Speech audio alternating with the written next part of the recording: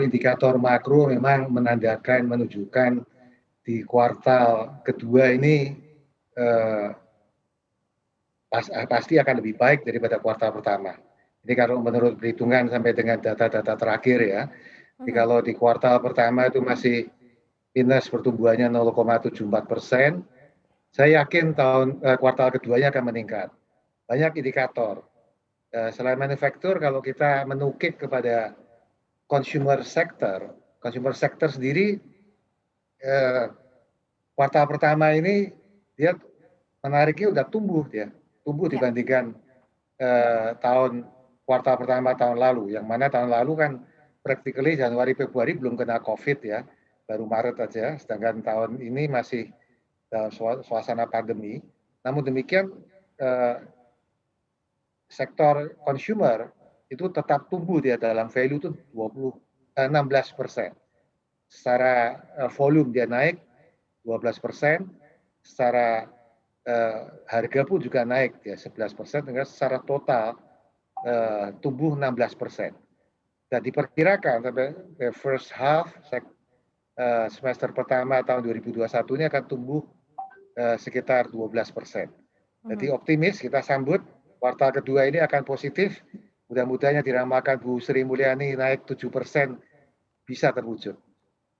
Oke, sekarang kita coba lihat fakta di lapangan ya Pak Sudame. Kalau ini kan tadi memang angka-angka indikator yang memang dikeluarkan dari PMI. Nah kalau dari sisi Garuda Food sendiri seperti apa nih kalau di lapangan? Memang pemulihan perekonomian sudah sangat terasa dari sisi tingkat demand, kemudian juga daya beli, konsumsi masyarakat, begitu yang dirasakan dari Garuda Food seperti apa Pak Sudame?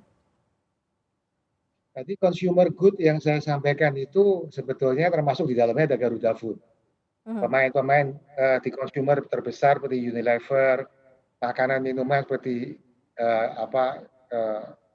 Indofood, kemudian Mayora, termasuk Garuda Food di dalamnya, itu menunjukkan kenaikan sebanyak 16%. Jadi itu memang masih masuk kategori makro, tetapi khusus pada sektor consumer. Nah, kalau saya masuk lebih ke dalam internal Garuda Food sendiri, memang menunjukkan gejala-gejala yang menggembirakan. Bulan April itu kelihatan salesnya narik ya. Bulan Mei narik lagi. Jadi memang menunjukkan bahwa di kuartal kedua pun Garuda Food akan lebih baik daripada kuartal pertama tahun 2021 ini. Oke, kalau saat ini Anda merasa bahwa pertumbuhan pergerakan recovery perekonomian kita sudah cukup sesuai dengan ekspektasi kah begitu dari data-data yang tercermin secara real begitu ya, ataukah indikator lain apakah sudah sesuai dengan ekspektasi 7% menurut Bu Sri Mulyani atau menurut Pak Jokowi cukup make sense kah begitu kalau dari Anda Pak Sudamek? Ya, ekspektasi itu relatif ya, tetapi kalau kita melihat bahwa kenyataan pandemi ini belum 100% terkendali, namun toh ekonominya mulai melihatkan gejala-gejala kebangkitan yang cukup signifikan, menurut saya ini sungguh perkembangan yang menggembirakan. Kalau saya sendiri pribadi, ini udah melampaui ekspektasi saya. Sudah melampaui ekspektasi ya Pak ya? Perlu digenjot lagi nggak Kak? Ya. Pak, perlu digenjot lagi nggak Pak? Artinya adalah ada indikator-indikator lain yang mungkin bisa di-push begitu ya untuk benar-benar firm begitu ya pemulihannya menurut Anda? Ya, menurut saya apa yang dilakukan di pemerintah ini sudah benar-benar on the right track ya. Relatif kalau dibandingkan negara lain dalam soal disaster manajemennya kita relatif juga termasuk kategori yang bagus. Tinggal diteruskan, disiplin tetap harus ditegakkan.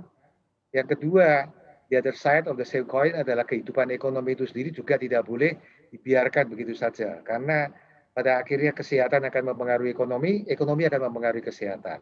Nah, dalam konteks itulah insentif-insentif yang dikeluarkan oleh pemerintah seperti pajak pertambahan nilai terakhir kali yang dikeluarkan itu mempunyai efek yang sangat positif.